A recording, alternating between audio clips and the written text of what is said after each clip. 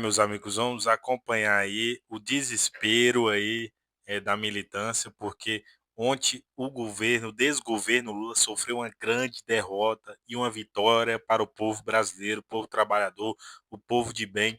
Foi aprovado aí o projeto antifacção, um projeto aí que vai penalizar de forma verdadeira aí esses criminosos altamente perigosos.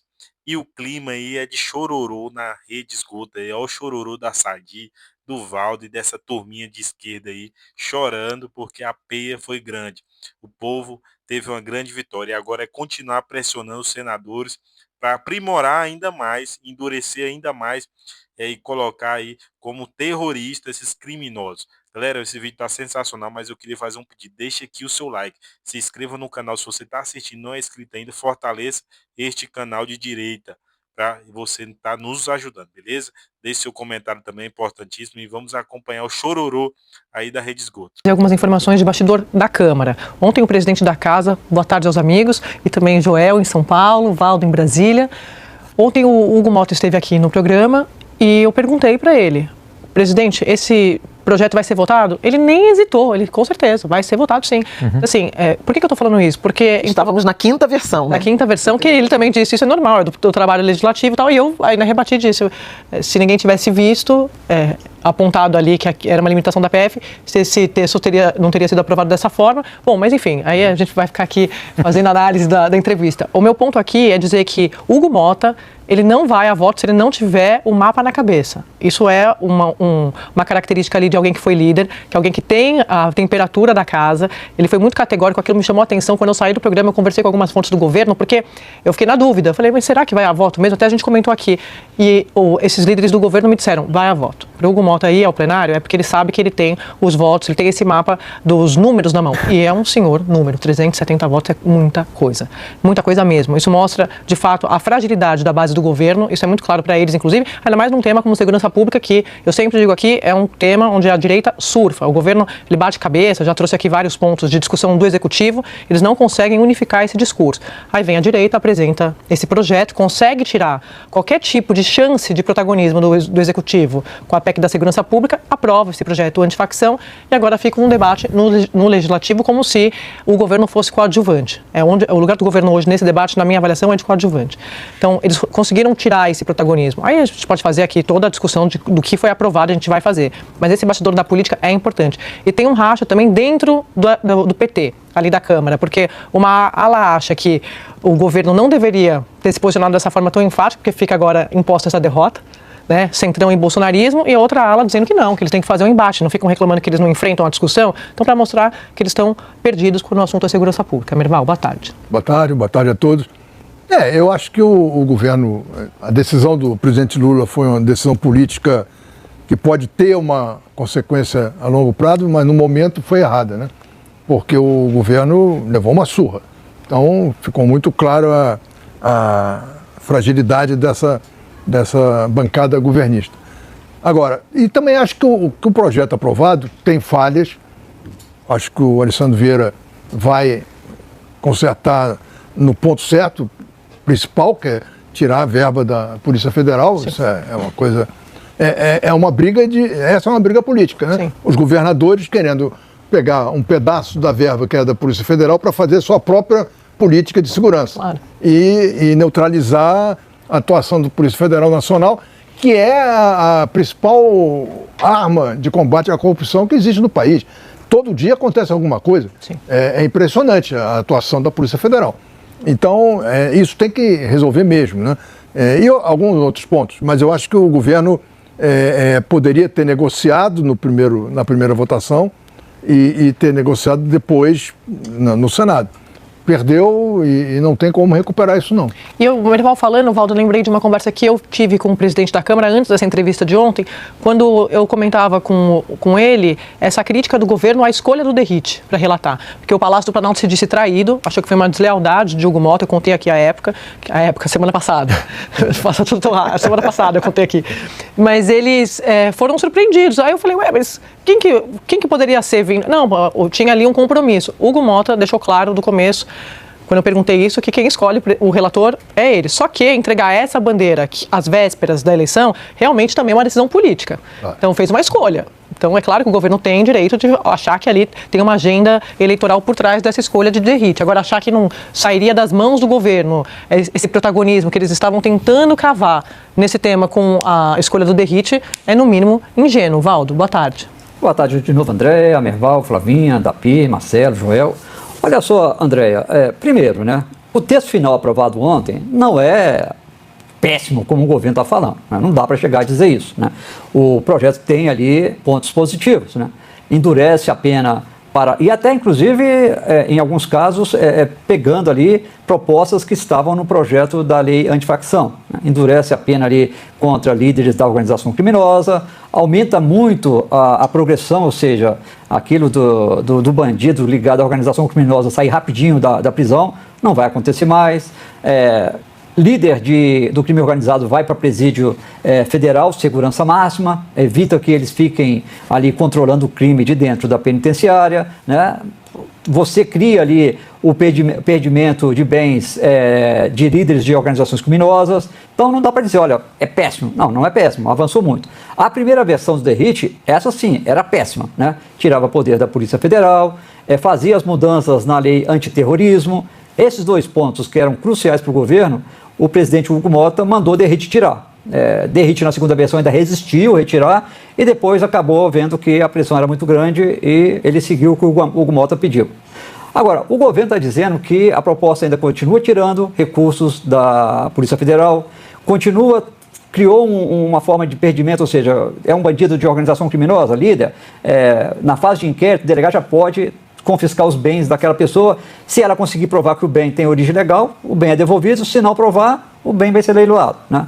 Mas eles falam que a forma como o Derrite fez ainda vai beneficiar a organização criminosa. Diz que tira poder das aduanas da Receita Federal. Agora, são todos os pontos que o governo parece que tem razão, né? Mas o Alessandro Vieira quer corrigir.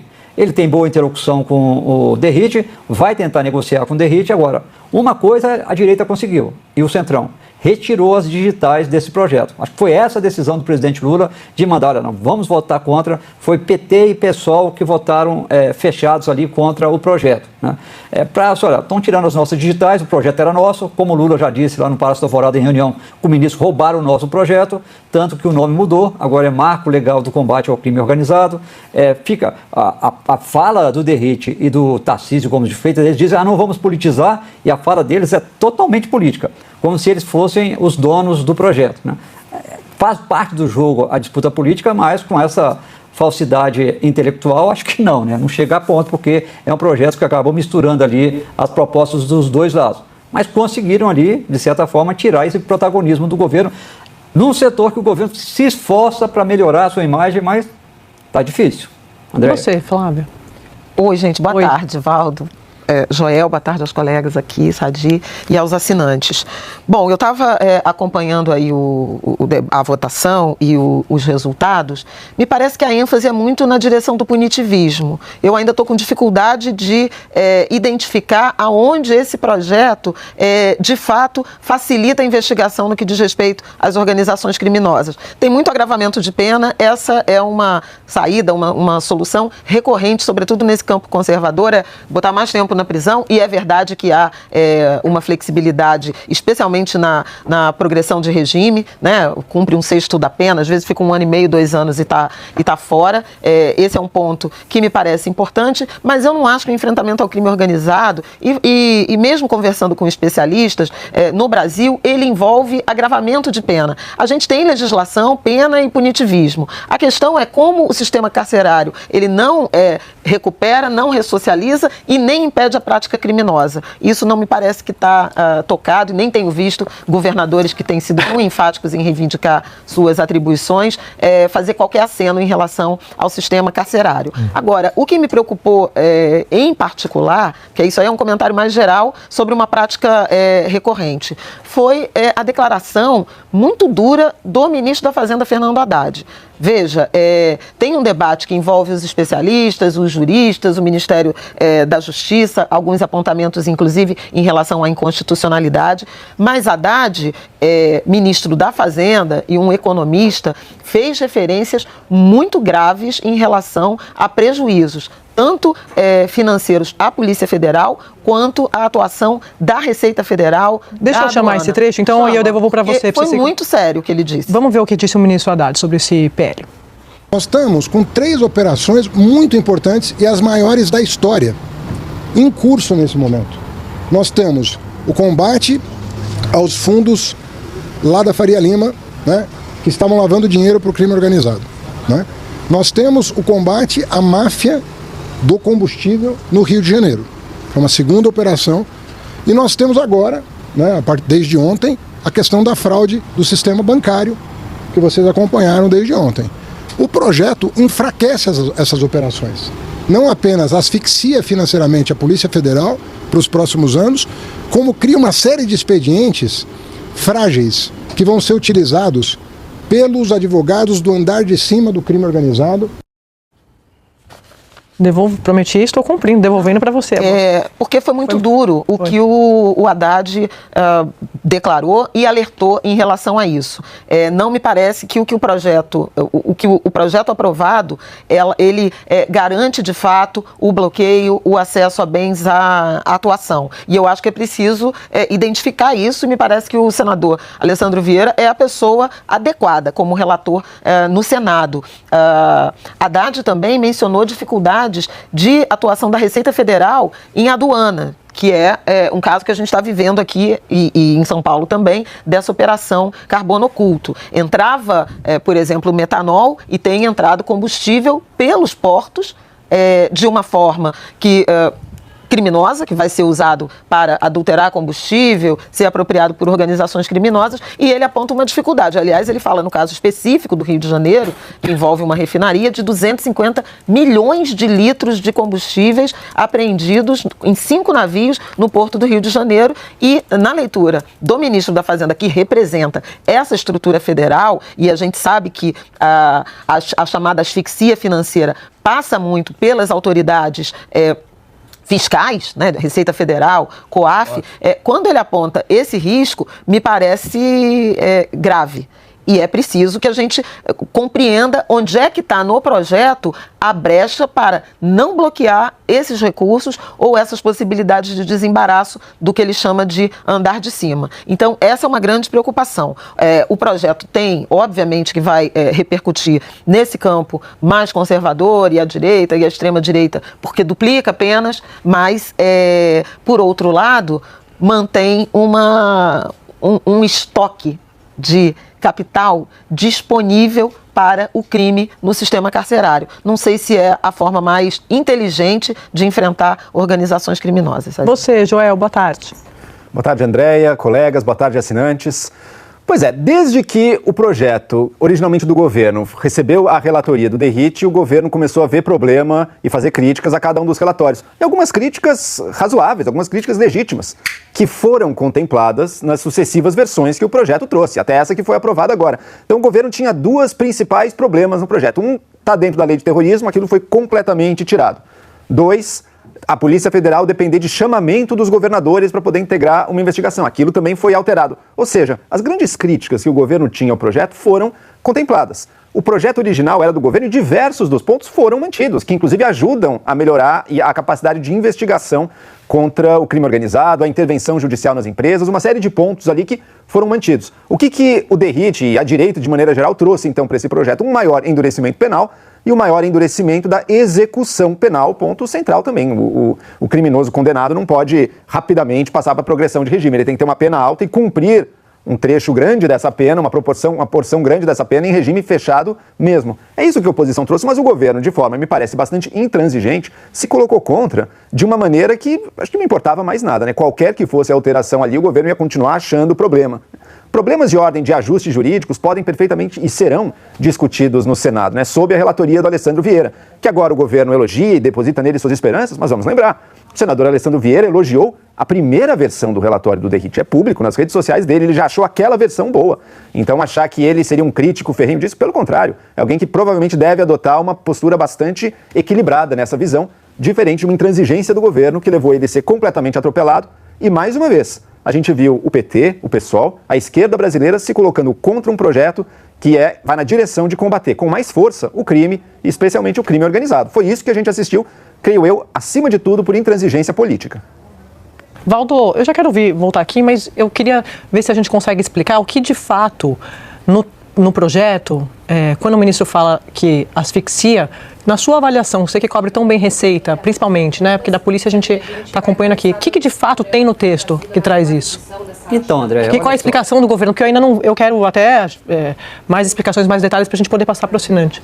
Então, desde cedo eu estou tentando obter essas informações, né? Eu acho que o governo tem razão ao criticar lá para a primeira versão, segunda, terceira versão do Derrite eram péssimas, né? Muito ruins ali. Colocava na lei antiterrorismo, não tinha nada a ver com relação a isso, realmente tirava poder da PF. Agora, não dá para falar que asfixia a Polícia Federal, né? Retira verbas da Polícia Federal, retira, mas não a ponto de você, olha, acabou com o dinheiro da Polícia Federal, a PF não vai ter condições de trabalhar. Não é bem assim, né? A primeira proposta de Derrite tirava muito mais recursos, não me engano, mais de R$1 bilhão da Polícia Federal. Agora, não dá nem para calcular muito, porque é com base em operações, se a operação for conjunto, o dinheiro é dividido, é algo ali que é ainda mais subjetivo, mas retira dinheiro, mas não chega a asfixiar, né? Mas é claro que nesse momento, qualquer dinheiro que é tirado da PF é ruim, é péssimo. E o senador Alessandro Vieira disse que já vai corrigir esse ponto, mas não chega, na minha opinião, a asfixiar a Polícia Federal. No caso da Receita Federal, o ministro disse que vai prejudicar os trabalhos nas aduanas. Eu pedi ali para a Receita Federal para me explicar exatamente o que prejudica. Eles garantem que prejudica, mas eu quero saber exatamente o que vai atrapalhar ali na aduana. A informação inicial que eu tive é que do jeito que ficou o projeto do Derrite, alguns bens que hoje a Receita pode apreender, ela teria mais dificuldades para aprender. Mas eu estou tentando entender exatamente o que é. E isso o Alessandro Vieira disse que prometeu que se tiver problema vai corrigir também lá no Senado. E no caso que o ministro fala que as operações que estão em curso hoje, que são importantíssimas, contra a máfia dos combustíveis, essa de fraude dos bancos, né? Operações super importantes contra o crime organizado, ele disse que vai inviabilizar suas operações. Não na fase de investigação. Na fase de investigação não inviabiliza. A fase de investigação vai poder continuar, não tem problema nenhum. O que pode trazer problema é quando estiver na fase judicial. Porque o Derrite criou ali duas leis. Tem a lei atual do marco legal do combate ao crime organizado que ele criou, mas existe ainda outra lei no Código Penal, que é a lei das organizações criminosas. Aí um advogado vai falar assim, olha, vocês estão punindo meu cliente com 40 anos. Só que essa outra lei prevê que ele só pode ser punido em 10 anos. Eu quero a lei que beneficie o meu réu. E isso, a lei manda, olha, quando você tem algo que beneficia o réu, vai pelo réu. Aí teve uma duplicidade de lei. Não creio que inviabilize essas operações, né? Agora, na fase de execução. Vai gerar problema lá na frente quando estiver na fase judicial. E isso tem que ser corrigido pelo Senado, né? Porque senão você vai ter duas legislações. Não pode ter duas legislações. Mas isso é problema lá para frente. Não inviabiliza neste momento, porque neste momento de investigação você não está aplicando pena nenhuma, né? E o projeto do governo também endurecia as penas, né? E tinha ali a questão do pedimento extraordinário, que é quando o próprio delegado pode confiscar os bens. E nesse ponto também está tendo dúvidas ali que o Alessandro Vieira está prometendo resolver. Acho que o ambiente político está contaminando muito esse debate, André. Valdo, eu ia pegar esse gancho, porque... Choradeira aí da Globo News, a Globo aí tá desesperada e o clima aí é de velório, porque a derrota do desgoverno foi grande. Foi 370 votos a favor aí desse projeto antifacção, e 110, a esquerda, 110 votos, votou contra. É preciso a população ficar sabendo disso e ciente disso. 110 votos, o PT, PSOL, esses partidos de esquerda, esses deputados de esquerda, o governo, o Lula que mandou, o próprio descondenado Lula, mandou votar contra esse projeto antifacção. É impressionante a capacidade deles e a falta de caráter, a falta de vergonha na cara. Eles querem 24 horas defender bandidos, defender bandidos. Isso é triste para o nosso Brasil. É preciso que a população fique ciente disso. O próprio descondenado Lula pediu para que eles votassem contra. Galera, eu queria fazer um pedido para você. Deixa aqui o seu like nesse vídeo, para esse vídeo alcançar mais e mais pessoas. Se inscreva no canal se você não for inscrito. Deixa aqui seu comentário. É muito importante você deixar seu comentário, beleza? Tamo junto e até o próximo vídeo.